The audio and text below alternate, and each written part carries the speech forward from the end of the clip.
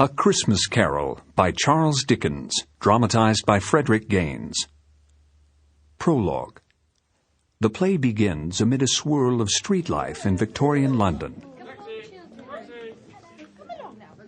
Happy groups pass. Brightly costumed carolers and families call out to one another and sing, "Joy to the world, the Lord is come." 3 boys and a girl are grouped about a glowing mound of coal. As the carolers leave the stage, the lights dim and the focus shifts to the mound of coals, bright against the dark. Slowly, the children begin to respond to the warmth. A piano plays softly as the children talk. I saw a horse in a window, a dapple, green white, and a saddle too, red, and a strawberry mane down to here, all new, golden stirrups. Christmas Eve. Wish we could go. So do I. I think I'd like it. Oh, wouldn't I, wouldn't I? We're going up onto the roof. My father has a glass telescope, a brass one. It opens up, and it has twists on it, and an eyepiece that you put up to look through. We can see all the way to the park with it. Could I look through it? Maybe. Where would you look? Why there? I'd like to see the moon. Christ the King came down one day into this world of ours, and crying from a manger bed began the Christmas hour. Christ the King, my pretty one, sleep softly on my breast. Christ the King, my gentle one, show us the way to rest. Christ the King came down. As snow starts to fall on the boy making the snow angel, he stands up and reaches out to catch a single flake. Scene 1. Scrooge in his shop. The percussion thunders. Scrooge hurls himself through the descending snowflakes and sends the children scattering. They retreat, watching. Cratchit comes in. He takes some coal from the mound and puts it into a small bucket. As he carries it to a corner of the stage area is transformed from street to office. Scrooge's nephew, Fred, enters, talks with the children, gives them coins, and sends them away with a Merry Christmas. A Merry Christmas, Uncle. God save you. Bah!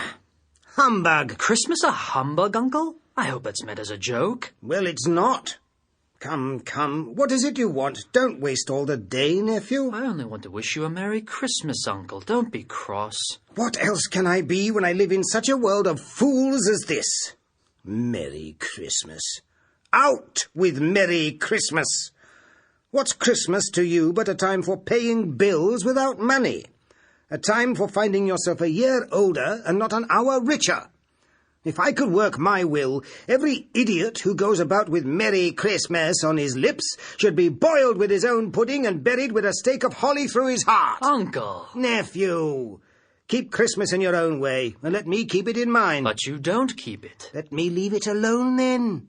Much good may it do you. Much good it has ever done you. There are many things from which I might have derived good by which I have not profited, I dare say, Christmas among the rest. And though it has never put a scrap of gold in my pocket, I believe it has done me good and will do me good. And I say God bless it. Bah! Don't be angry, Uncle. Come, dine with us tomorrow. I'll dine alone, thank you. But why? Why? Why did you get married? Why, because I fell in love with a wonderful girl. And I with solitude. Good afternoon. Nay, Uncle, but you never came to see me before I was married. Why give it as a reason for not coming now? Good afternoon. I am sorry with all my heart to find you so determined, but I have made the attempt in homage to Christmas, and I'll keep that good spirit to the last. So a Merry Christmas, Uncle. Good afternoon. And a Happy New Year. Good afternoon. Fred hesitates as if to say something more. He sees that Scrooge has gone to get a volume down from the shelf, and so he starts to leave. As he leaves... Bells. Is it necessary to always have bells? Cratchit! Yes, sir. The bell, fool. See to it. Yes, sir. Merry Christmas. Wolves howling and a Merry Christmas. It's for you, sir. Of course it's for me. You're not receiving callers, are you? Show them in. Right this way, sir. Yes. Scrooge and Marley's, I believe. Have I the pleasure of addressing Mr. Scrooge or Mr. Marley? Marley's dead. 7 years tonight. What is it you want? I have no doubt that his liberality is well represented by his surviving partner. Here, sir, my card. Liberality? No doubt of it? All right, I can read. What is it you want? At this festive season of the year... It's winter and cold. Yes, it is. And the more reason for my visit. At this time of the year it is more than usually desirable to make some slight provision for the poor and destitute, who suffer greatly from the cold. Many thousands are in want of common necessaries. Hundreds of thousands are in want of common comforts, sir. Are there no prisons? Many, sir. And the workhouse? Is it still in operation? It is, still. I wish I could say it was not. The poor law is still in full vigour, then? Yes, sir. I'm glad to hear it. From what you said, I was afraid someone had stopped its operation. Under the impression that they scarcely furnish Christian cheer of mind or body to the multitude, a few of us are endeavouring to raise a fund to buy the poor some meat and drink and means of warmth. We choose this time because it is the time of all others, when want is keenly felt and abundance rejoices. May I put you down for something, sir? Nothing. You wish to be anonymous? I wish to be left alone. Since you ask me what I wish, sir, that is my answer. I don't make merry myself at Christmas, and I can't afford to make idle people merry. I help support the establishments I have mentioned. They cost enough. And those who are poorly off must go there. Many can't go there, and many would rather die. If they would rather die, they had better do it, and decrease the surplus population. That is not my affair. My business is, it occupies me constantly. Ask a man to give up life and means. Fine thing. What is it, I want to know? Charity.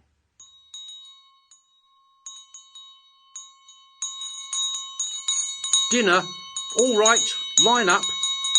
The poorly clad, dirty residents of the poorhouse line up and file by to get their evening dish of gruel, wordlessly accepting it and going back to eat listlessly in the gloom. Scrooge returns to the business of his office. The procession continues for a moment, then the image of the poorhouse is obscured by darkness. The dejected gentleman visitor exits. Latch the door, Cratchit. Firmly, firmly. Draught as cold as Christmas blowing in here. Charity. Cratchit goes to the door, starts to close it, then sees the little girl with the doll. She seems to beckon to him. He moves slowly toward her, and they dance together for a moment. Scrooge continues to work. Suddenly, carolers appear on the platform, and a few phrases of their carol, Angels We Have Heard on High, are heard. Angels we have heard on high, sweetly singing. Scrooge looks up. Cratchit! As soon as Scrooge shouts, the girl and the carolers vanish, and Cratchit begins to close up the shop. Cratchit! Yes, sir. Well, to work then. It's evening, sir. Is it? Christmas evening, sir. Oh, you'll want all day tomorrow off, I suppose. If it's quite convenient, sir. It's not convenient, and it's not fair. If I was to deduct £0.50 from your salary for it, you'd think yourself ill-used, wouldn't you? Still, you expect me to pay a day's wage for a day of no work. It's only once a year, sir. Be here all the earlier the next morning. I will, sir. Then off, off! Yes, sir. Merry Christmas, sir. Bah! As soon as Cratchit opens the door, the sounds of the street begin, very bright and loud. Cratchit is caught up in a swell of people hurrying through the street. Children pull him along to the top of an ice slide, and he runs and slides down it, disappearing in darkness as the stage suddenly is left almost empty. Scrooge goes around the room blowing out the candles, talking to himself. Christmas Eve. Carolers. Bah! There. Another day. Black.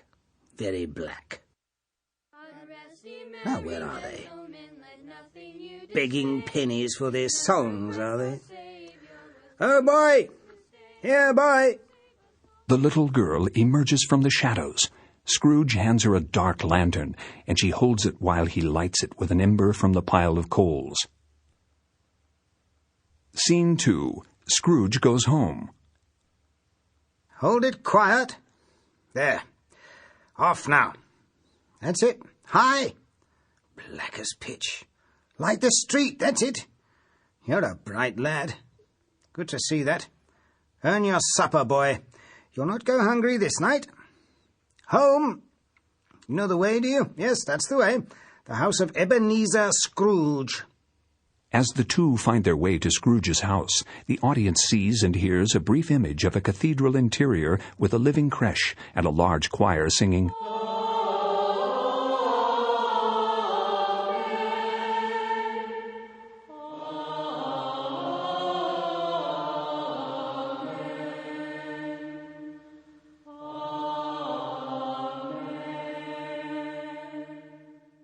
The image ends in a blackout. The lights come up immediately, and Scrooge is at his door. Hold the light up, boy, up! Where did he go? Boy! No matter.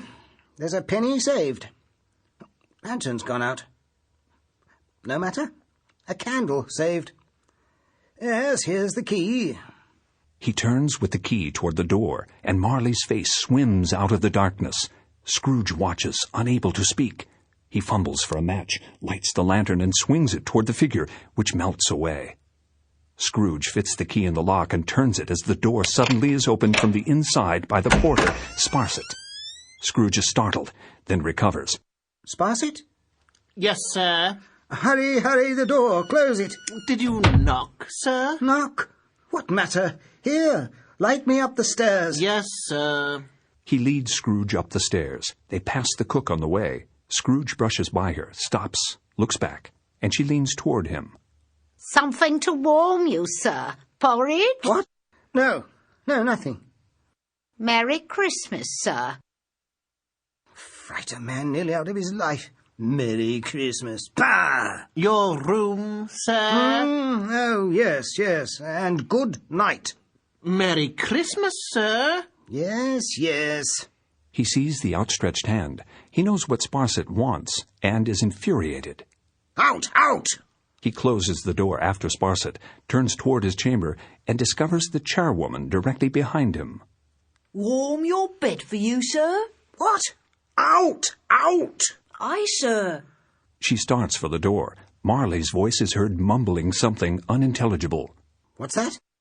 Me, sir? Not a thing, sir. Then good night. Good night. She exits, and Scrooge pantomimes shutting the door behind her. The voice of Marley, over an offstage microphone, whispers and reverberates. Merry Christmas, Scrooge. Silence. Scrooge hears the voice, but cannot account for it. He climbs up to open a window and looks down. A cathedral choir singing, "O Come All Ye Faithful," is heard in the distance. Scrooge listens a moment, shuts the window, and prepares for bed. As soon as he has shut the sound out of his room, figures appear. They seem to be coming down the main aisle of a church, bearing gifts to the living creche. The orchestra plays "O Come All Ye Faithful" as the procession files out. Scrooge, ready for bed, warms himself before the heap of coals.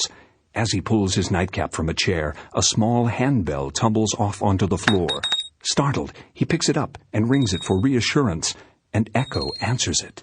He turns and sees the little girl on the street. She is swinging her doll, which produces the echo of his bell. Scrooge escapes to his bed. The girl is swallowed up in the darkness. The bell sounds grow to a din, incoherent as in a dream, then suddenly falls silent. Scrooge sits up in bed, listens, and hears the chains of Marley coming up the stairs. Scrooge reaches for the bell pull to summon Sparsit. The bell responds with a gong, and Marley appears. He and Scrooge face one another. What do you want with me? Much. Who are you? Ask who I was. Who were you? In life, I was your partner, Jacob Marley. He's dead. 7 years this night, Ebenezer Scrooge. Why do you come here? I must. It is commanded me. I must wander the world and see what I can no longer share, but I would not share when I walked where you do. And must go thus? The chain? Look at it, Ebenezer. Study it. Locks and vaults and golden coins. I forged it. Each link, each day when I sat in these chairs, commanded these rooms. Greed, Ebenezer Scrooge. Wealth. Feel them, know them. Yours was as heavy as this I wear 7 years ago, and you have laboured to build it since. If you're here to lecture, I have no time for it. It is late, the night is cold. I want comfort now. I have none to give. I know not how you see me this night. I did not ask it. I have sat invisible beside you many and many a day. I am commanded to bring you a chance, Ebenezer. Heed it. Quickly, then, quickly. You will be haunted by 3 spirits. Is that the chance? Mark it. I do not choose to. Then you will walk where I do, burdened by your riches, your greed. Spirits mean nothing to me. Expect the first tomorrow, when the bell tolls 1, the second on the next night at the same hour, the third upon the next night, when the last stroke of 12 has ended. Look to see me no more. I must wander. Look that for your own sake you remember what has passed between us. Jacob, don't leave me. Jacob! Jacob! Adieu, Ebenezer. At Marley's last words, a funeral procession begins to move across the stage. A boy walks in front. A priest follows, swinging a censer. Sounds of mourning and the suggestion of church music are heard. Scrooge calls out, Jacob, don't leave me! As if talking in the midst of a bad dream. At the end of the procession is the little girl, swinging her doll and singing softly. Hush-a-bye, don't you cry. Go to sleep, you little baby. When you wake, you shall have all the pretty little horses, blacks and bays, dapples and greys, all the pretty little horses. She stops singing and looks up at Scrooge.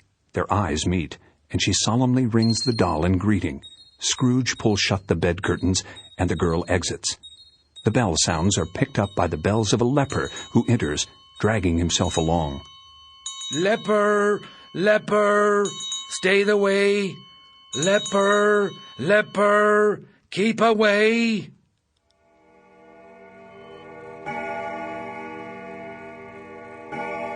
Eight, 9, 10, 11.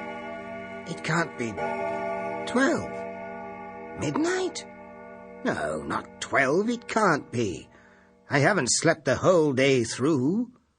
12? Yes, 12 noon. Black. 12 midnight. I must get up. A day wasted. I must get down to the office. 1:15. But it just rang 12. 15 minutes haven't gone past, not so quickly. 1:45. The spirit. It's to come at 1. 1.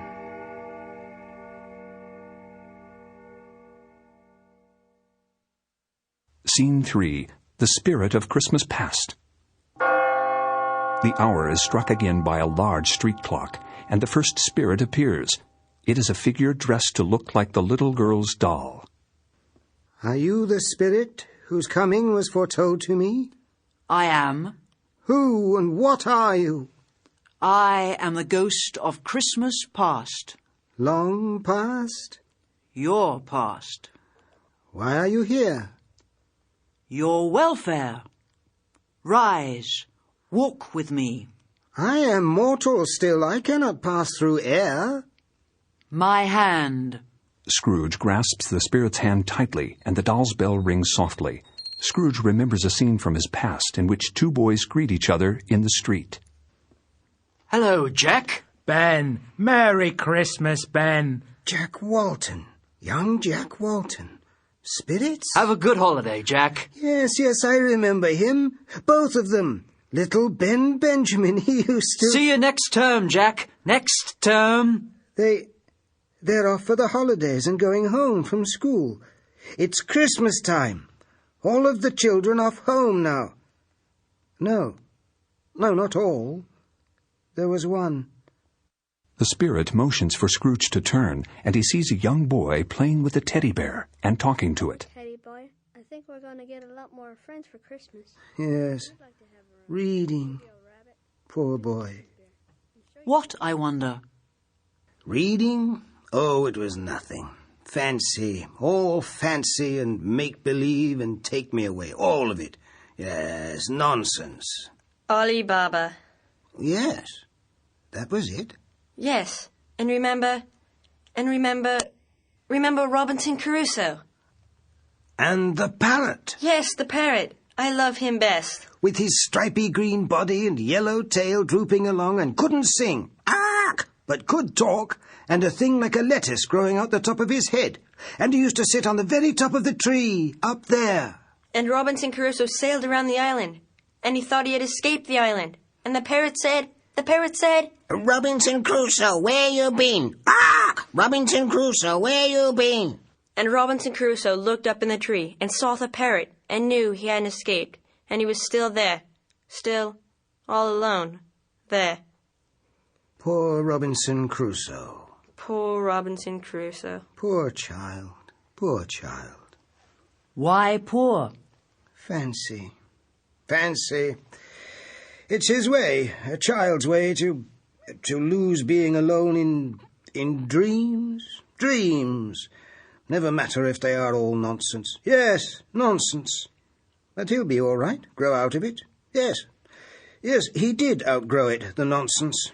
Became a man, and left there, and he became a man, and, yes, successful, rich. Never matter. Fan! Brother, dear brother! Dear Fan. I've come to bring you home for good and ever. Come with me, come now! She takes his hand, and they start to run off, but the spirit stops them and signals for the light on them to fade. They look at the spirit, aware of their role in the spirit's education of Scrooge. Let me watch them go. Let them be happy for a moment. A delicate child. Her breath might have withered her. She died a woman, and had, as I remember, children. One child. Your nephew. Yes, Fred, my nephew. Well, all of us have that, haven't we? Childhoods, sadnesses. But we grow and we become men, masters of ourselves. I've no time for it, spirit. Music and all of your Christmas folderol. Yes, I've learnt what you have to show me. Yo-ho there, Ebenezer, Dick. Fezziwig. It's old Fezziwig that I prenticed under. Your master? Oh, aye, and the best that any boy could have. There's Dick Wilkins. Bless me. He was very much attached to me, was Dick. Poor Dick. Dear. Yo-ho, my boys. No more work tonight. Christmas Eve, Dick. Christmas, Ebenezer. Let's have the shutters up before a man can say Jack Robinson. The music continues. Chandeliers are pulled into position, and mistletoe, holly, and ivy are draped over everything by bustling servants. Dancers fill the stage for Fezziwig's wonderful Christmas party. In the midst of the dancing and the gaiety, servants pass back and forth through the crowd with huge platters of food. At a pause in the music, young Ebenezer, who is dancing, calls out, Mr. Fezziwig, sir, you're a wonderful master. A wonderful master. A wonderful master. The music changes suddenly, and the dancers jerk into distorted postures and then begin to move in slow motion. The celebrants slowly exit, performing a macabre dance to discordant sounds. Just because he gave a party? It was very small. Small? He spent a few pounds of your mortal money. 3, 4 at the most. Is that so much that he deserves this praise? But it wasn't the money. He had the power to make us happy, to make our service light or burdensome. The happiness he gives is quite as great as if it cost a fortune. That's what a good master is. Yes? No, nothing. Something, I think. I should like to be able to say a word or two to my clerk just now, that's all. But this is all past. Your clerk, Cratchit, couldn't be here. No, of course not. An idle thought. Are we done? Nearly. Surely it's enough. Haven't you tormented me enough? Young Ebenezer is seen waltzing with his sweetheart. I only show the past, what it promised you. Look, another promise. Oh yes. I had forgotten her. Don't they dance beautifully? So young, so young. I would have married her if only... Can you love me, Ebenezer? I bring no dowry to my marriage. Only me. Only love. It is no currency that you can buy and sell with, but we can live with it. Can you? She pauses, then returns the ring Scrooge gave her as his pledge. I release you, Ebenezer, for the love of the man you once were. Will that man win me again, now that he is free? If only you had held me to it. You should not have let me go. I was young. I did love you. We have never lied to one another. May you be happy in the life you have chosen. Goodbye. No, it was not meant that way. You cannot change now what you would not change then. I am your mistakes, Ebenezer Scrooge. All of the things you could have done and did not. Then leave me. I have done them. I shall live with them. As I have, as I do, as I will. There is another Christmas, 7 years ago, when Marley died. No, I will not see it. I will not. He died. I could not prevent it. I did not choose for him to die on Christmas Day. And when his day was chosen, what did you do then? I looked after his affairs. His business? Yes, his business. Mine. It was all that I had. All that I could do in this world. I have nothing to do with the world to come after. Then I will leave you. No, not yet. Don't leave me here. Tell me what I must do. What of the other spirits? They will come. And you? What of you? I am always with you. The little girl appears with her doll. She takes Scrooge's hand and gently leads him to bed. Numbed, he follows her. She leans against the foot of the bed, ringing the doll and singing. The first spirit exits as she sings. When you wake, you shall have all the pretty little horses, blacks and bays, dapples and greys, all the pretty little horses.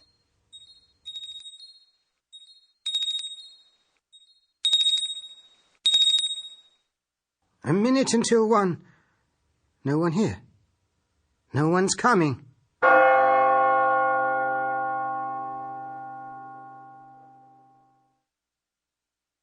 Scene 4. The Spirit of Christmas Present.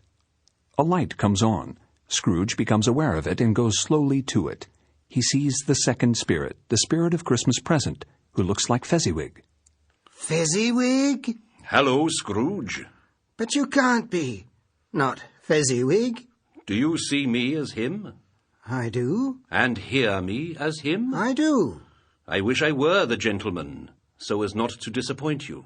But you're not? No, Mr. Scrooge. You have never seen the like of me before. I am the ghost of Christmas present. But... You see what you will see, Scrooge, no more. Will you walk out with me this Christmas Eve? But I am not yet dressed. Take my tales, dear boy. We're leaving. Wait! What is it now? Christmas present, did you say? I did. Then we are travelling here, in this town, London, just down there? Yes, of course. Then we could walk. Your flying is, well, too sudden for an old man. Well? It's your Christmas, Scrooge. I am only the guide. Then we can walk? Where are you guiding me to? Bob Cratchit's. My clerk? You did want to talk to him? Don't worry, Scrooge. You won't have to. Shouldn't be much of a trip. With 15 bob a week, how far off can it be? A world away, Scrooge. At least that far. Scrooge and the spirit start to step off a curb when a funeral procession enters with a child's coffin, followed by the poorhouse children who are singing. Seated on top of the coffin is the little girl. She and Scrooge look at one another. That is the way to it, Scrooge. The procession follows the coffin off stage. Scrooge and the spirit exit after the procession. As they leave, the lights focus on Mrs. Cratchit and her children. Mrs. Cratchit sings as she puts Tiny Tim and the other children to bed, all in one bed. She pulls a dark blanket over them. When you wake, you shall have all the pretty little horses, blacks and bays, dapples and greys, all the pretty little horses. To sleep now, all of you. Christmas tomorrow. She kisses them and goes to Bob Cratchit, who is by the hearth. How did our little Tiny Tim behave? As good as gold and better. He told me, coming home, that he hoped the people saw him in church because he was a cripple, and it might be pleasant to them to remember upon Christmas Day who made the lame to walk and the blind to see. He's a good boy. The second spirit and Scrooge enter. Mrs. Cratchit feels a sudden draught. Oh, the wind! Hurry. He nudges Scrooge in before Mrs. Cratchit shuts the door. Hardly hospitable, is what I'd say. Oh, they'd say a great deal more, Scrooge, if they could see you. Oh, they should they? Oh, yes, I'd think they might. Well, I might have a word for them. You're here to listen. Oh, yes, all right. By the fire? But not a word. My dear, to Mr. Scrooge, I give you Mr. Scrooge, the founder of the feast. The founder of the feast, indeed. I wish I had him here. I'd give him a piece of my mind to feast upon, and I hope he'd have a good appetite for it. My dear, Christmas Eve. It should be Christmas Eve, I'm sure, when one drinks the health of such an odious, stingy, hard, unfeeling man as Mr. Scrooge. You know he is, Robert. Nobody knows it better than you do, poor dear. I only know one thing on Christmas, that one must be charitable. I'll drink to his health for your sake, and the day's, not for his. Long life to him. A Merry Christmas and a Happy New Year. He'll be very merry and very happy, I have no doubt. If he cannot be, we must be happy for him. A song is what is needed. Tim! Shush! I've just gotten him down, and he needs all the sleep he can get. If he's asleep on Christmas Eve, I'll be much mistaken. Tim! He must sing, dear. There is nothing else that might make him well. Yes, Father? Are you awake? Just a little. A song, then. The children awaken and, led by Tiny Tim, sit up to sing What Child Is This? As they sing, Scrooge speaks. Spirit? He holds up his head. All stop singing and look at him. I have seen enough. When the spirit signals to the children, they leave the stage, singing the carol quietly. Tiny Tim remains, covered completely by the dark blanket, disappearing against the black.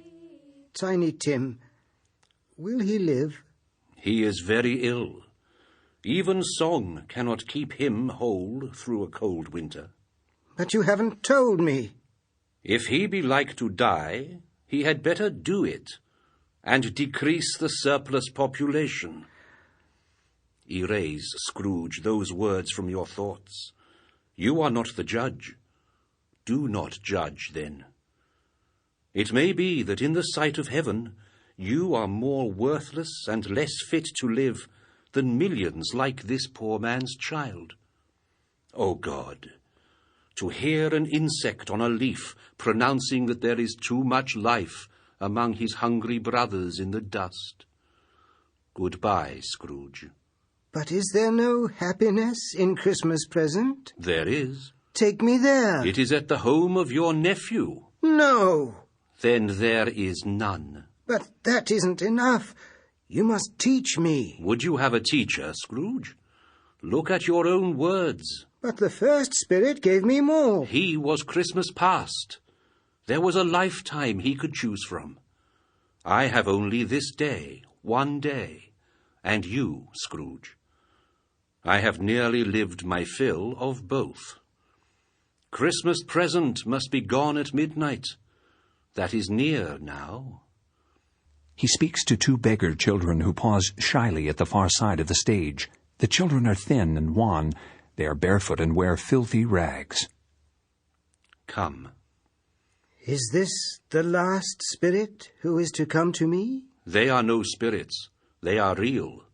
Hunger, ignorance, not spirits, Scrooge, passing dreams. They are real. They walk your streets, look to you for comfort, and you deny them. Deny them not too long, Scrooge. They will grow and multiply, and they will not remain children. Have they no refuge? No resource? Are there no prisons? Are there no workhouses? Come, it's Christmas Eve. Scene 5. The Spirit of Christmas Yet to Come. Scrooge is entirely alone for a long moment. He is frightened by the darkness and feels it approaching him. Suddenly he stops, senses the presence of the third spirit, turns toward him and sees him. The spirit is bent and cloaked. No physical features are distinguishable. You are the third. The ghost of Christmas yet to come. Speak to me. Tell me what is to happen. To me, to all of us. Then show me what I must see. The spirit points. Light illumines the shadowy recesses of Scrooge's house. I know it. I know it too well, cold and cheerless. It is mine. The cook and the charwoman are dimly visible in Scrooge's house. What is... There are thieves! There are thieves in my rooms! He starts forward to accost them, but the spirit beckons for him to stop. I cannot. You cannot tell me that I must watch them and do nothing. I will not. It is mine still. He rushes into the house to claim his belongings and to protect them. The two women do not notice his presence. He ain't about, is he? Poor old Scrooge has met his end. And time for it too. Ain't been alive indeed for half his life. But for Sparset's nowhere, is he? Looking for someone, ladies? The cook shrieks, but the charwoman treats the matter more practically, anticipating competition from Sparset. There ain't enough but for the two of us. More than enough, if you know where to look. Hardly decent's what I'd say, hardly decent. The poor old fellow hardly cold, and you're thieving his wardrobe. You're here out of love, are you? There's no time for that. Sparset acknowledges Scrooge for the first time, gesturing toward him as if the living Scrooge were the corpse. Scrooge stands as if rooted to the spot, held there by the power of the spirit. He ain't about to bother us, is he? Ain't he a picture? If he is, it ain't a happy one. Ladies, shall we start? Cook! cook, snatching the cufflinks from the shirt Scrooge wears. They're gold, ain't they? The purest, madam. I always had a fancy for that nightcap of his. My old man could use it. She takes the nightcap from Scrooge's head. Sparsit playfully removes Scrooge's outer garment, the coat or cloak that he has worn in the previous scenes. Being a man of more practical tastes, I'll go for the worsted and hope the smell ain't permanent. Cook, we go round again. Do you think that little belly's always ringing at me is silver enough to sell? The three of them move toward the nightstand, and Scrooge cries out, "No more! No more!" as the spirit directs Scrooge's attention to the tableau of the three thieves standing poised over the silver bell. Scrooge bursts out of the house, clad only in his nightshirt. I cannot. The room is too like a cheerless place that is familiar. I won't see it. Let us go from here. Anywhere. The spirit directs his attention to the Cratchit house. The children are sitting together near Mrs. Cratchit, who is sewing a coat. Peter reads by the light of the coals. And he took a child and set him in the midst of them. The light tires my eyes so. They're better now. It makes them tired to try to see by firelight, and I wouldn't show reddened eyes to your father when he comes home for the world. It must be near his time now. Past it, I think, but he walks slower than he used to these last few days, Mother. I have known him to walk with Tiny Tim upon his shoulder, very fast indeed. But he was very light to carry, and his father loved him, so that it was no trouble. No trouble. Smiles, everyone smiles. My dear, Peter, Belinda, Martha, how is it coming? Nearly done. Yes, good. I'm sure that it will be done long before Sunday. Sunday? You went today then, Robert? Yes, it's all ready. 2:00, and a nice place. It would have done you good to see how green it is, but you'll see it often. I promised him that I would walk there on Sunday. Often. We mustn't hurt ourselves for it, Robert. No, he wouldn't have wanted that. Come now, you won't guess who I've seen. Scrooge's nephew, Fred. And he asked after us and said he was heartily sorry and to give his respect to my good wife. How he ever knew that, I don't know. Know what, my dear? Why, that you were a good wife. Everybody knows that. I hope that they do. Heartily sorry, he said, for your good wife, and if I can be of service to you in any way, and he gave me his card. That's where I live. And, Peter, I shouldn't be at all surprised if he got you a position. Only hear that, Peter. And then you'll be keeping company with some young girl and setting up for yourself. Oh, go on. Well, it will happen one day. But remember, when that day does come, as it must, we must none of us forget poor Tiny Tim and this first parting in our family. He died. No. He steps back, and the scene disappears. He moves away from the spirit. Scene 6. The Spirit of Christmas Present. Because he would not. No, you cannot tell me that he has died, for that Christmas has not come. I will not let it come. I will be there. It was me. Yes, and I knew it, and couldn't look. I won't be able to help. I won't. Spirit, hear me. I am not the man I was. I will not be that man that I have been for so many years. Why show me all of this if I am past all hope? Assure me that I yet may change these shadows you have shown me. Let the boy live. I will honour Christmas in my heart and try to keep it all the year.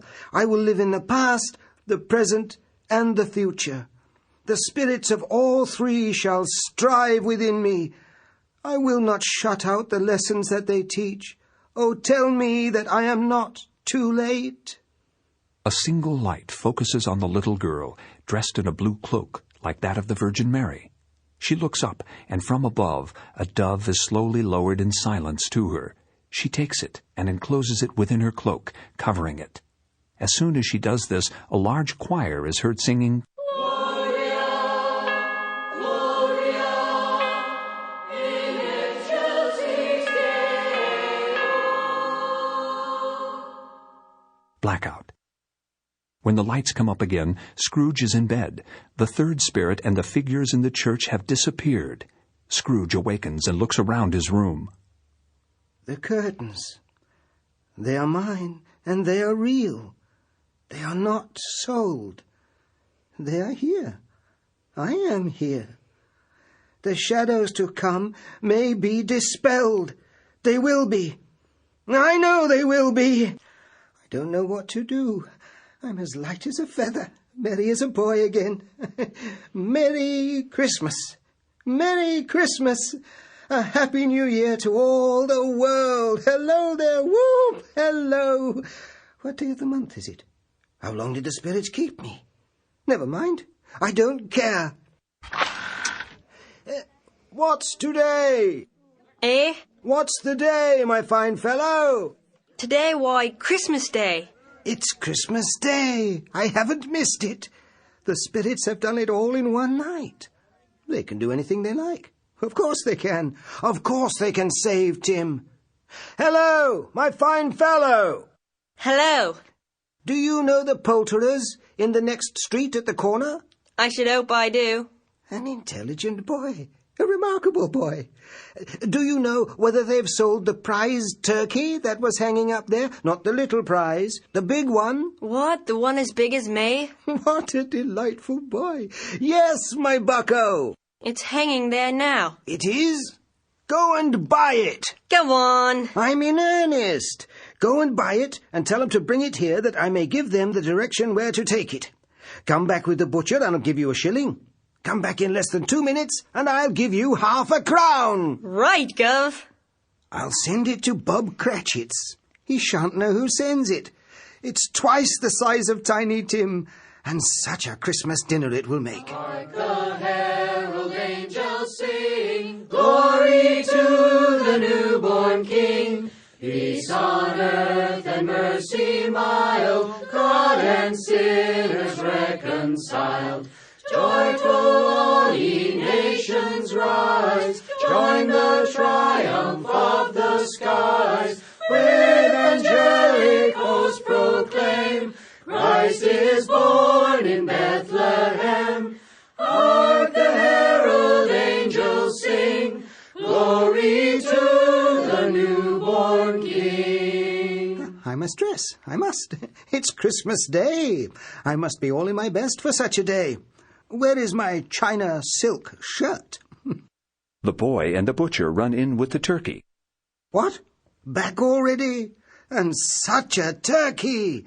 Why, you can't carry that all the way to Cratchit's. Here, boy, here is your ½ a crown. And here, an address in Camden Town. See that it gets there. Here, money for the cab, for the turkey, and for you, good man. The boy and the butcher, delighted, catch the money and run out. Scrooge sees the gentleman visitor walking by the window. Hello, sir. Hello, sir. My dear sir, how do you do?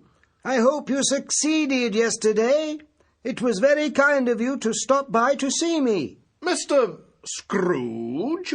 Yes, that is my name, and I fear it may not be pleasant to you.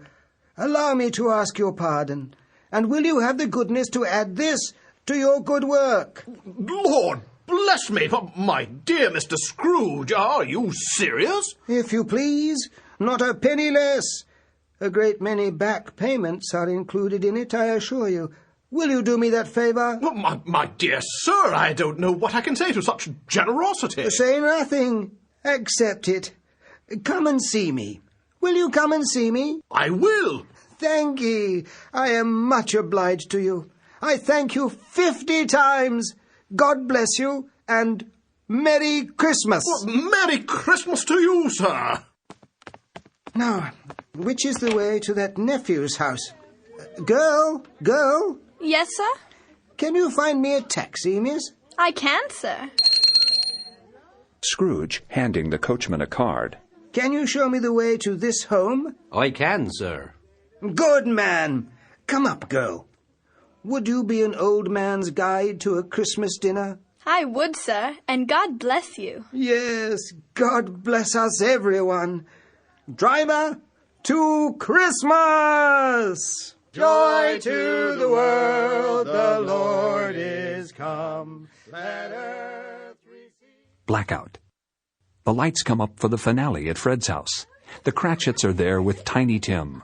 All stop moving and talking when they see Scrooge standing in the center, embarrassed and humble. Well, I'm very glad to be here at my nephew's house. Merry Christmas. Merry Christmas. Merry Christmas. Deck the halls with boughs of holly, fa la la la la la la la la. 'Tis the season to be jolly, fa la la la la la la la la. Don we now our gay apparel, fa la la la la la la la. Troll the ancient Yuletide carol. God bless us, everyone. Oh, yes. God bless us, everyone.